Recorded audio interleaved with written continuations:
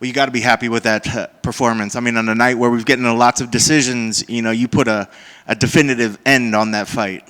Man, I feel like it's been a while since I've been up here. You know what I mean? It's been a long, long road just to get back here. So yeah, I've been busting my ass, just working nonstop. And like I said, I feel like I'm hitting my peak. I hit 32, and I don't know, I was never like this when I was younger. Everything was just, I don't know. I feel good now. I'm 33 years old, and everything is just coming together well, man. My striking, my wrestling, my grappling, everything just sinking, and I love it. I love it. Were you putting some extra pressure? I mean, granted, everybody usually thinks when they got a few losses in a row, they think that their job's on the line. Were you putting that pressure on yourself in the preparation for this? And did that ever enter your mind before you entered the cage tonight? Honestly, no, not at all, because I know how good I am, and as long as I'm confident in my abilities, I know where I'm at. I just had to force myself to stay calm. That is the biggest thing, because, man, once I get going and start using my explosiveness, I just unleash, and sometimes I gas myself out. So I was just like, don't gas yourself out in the first. Spread out your explosiveness, throughout the fight. And that's the biggest thing. And that comes from maturity, I think, and experience. You see when I fought Lazy Boy at the Sphere, that first round, knocked him out almost, got on top, triangle, squeezed the legs, burnt my legs out, tried to finish him, gassed myself out, and I couldn't really perform like I wanted to. But this time I was just like, all right, just stay calm, just flow.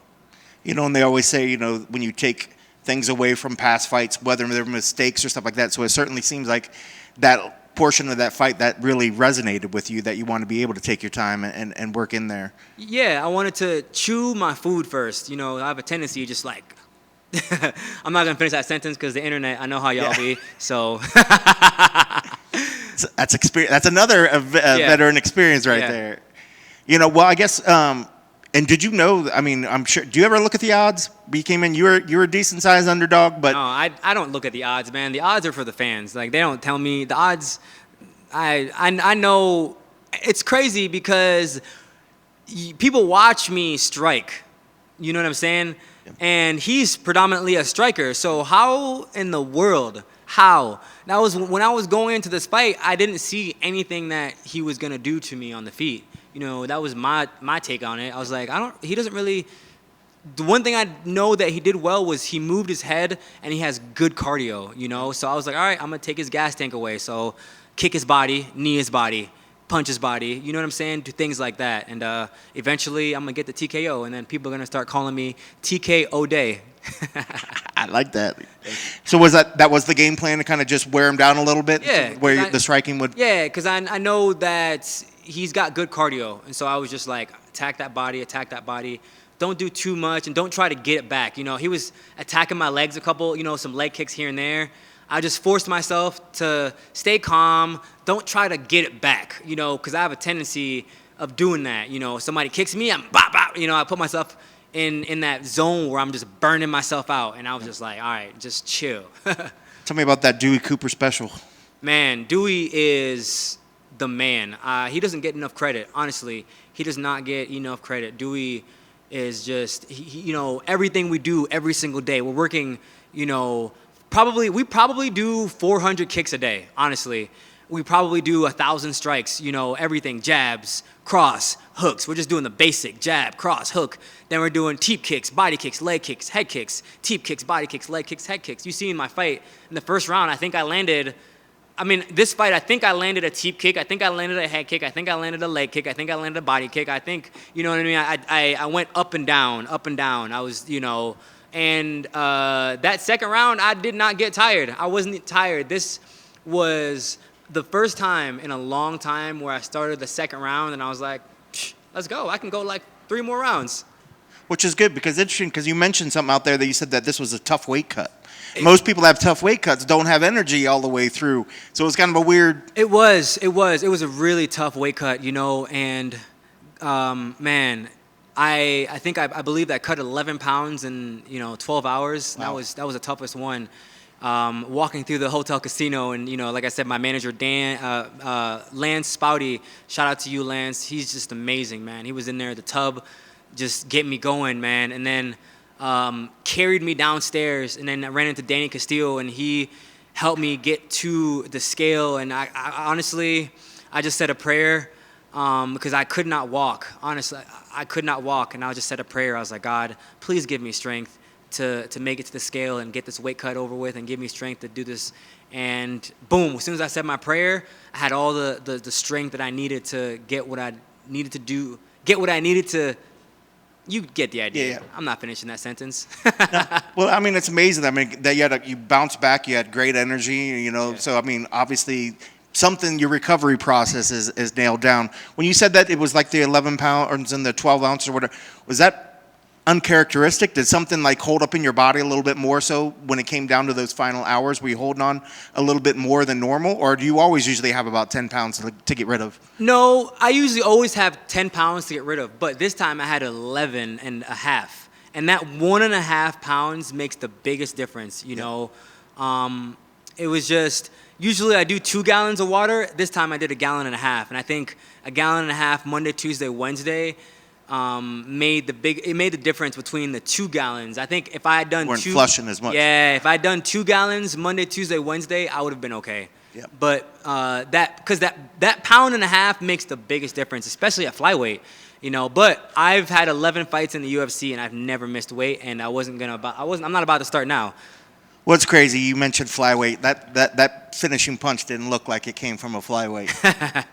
Thank you. I think that's my second knockout with my left hand. I think I have 2 knockouts. Well, if you count the spear, I'm still gonna count Lazy Boy. I got 2 knockouts with my right hook, and then 2 knockouts with my left hand. Yeah. Jerome Rivera and this one.